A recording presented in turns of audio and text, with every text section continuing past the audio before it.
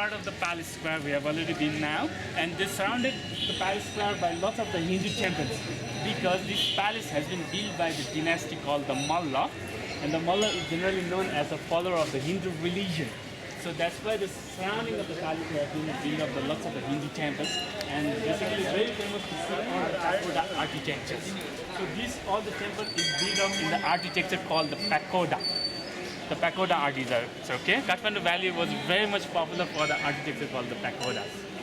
So lots of pagodas, architecture, temples. So this is we have been seeing through all the way coming up. This is the main entrance of the temple.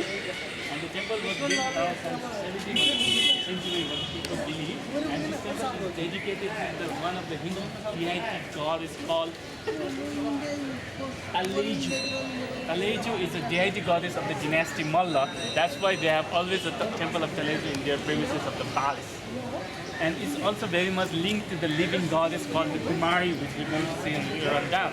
So this is the main entrance, and this in general open only one day for the whole year for the local people.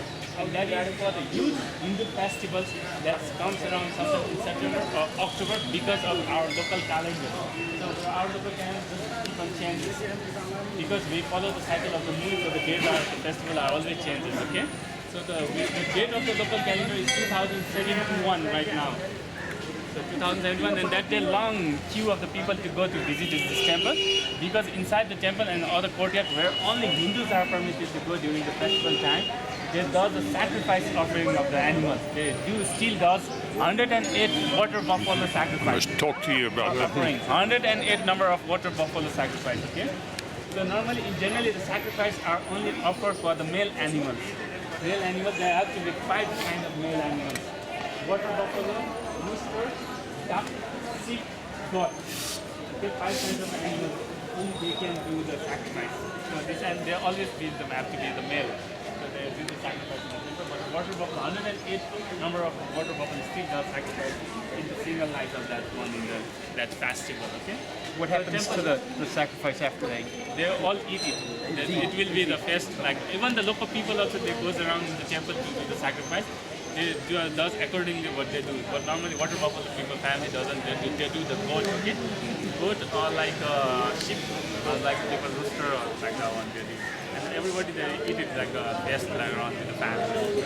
So it's a very beautiful art with the carving of different deities of the Hindus. And the white one in the center is the god Shiva. And always in the main entrance there will be used to animals or other small ones. They have to be male and female. They are actually the guardians of the entrance.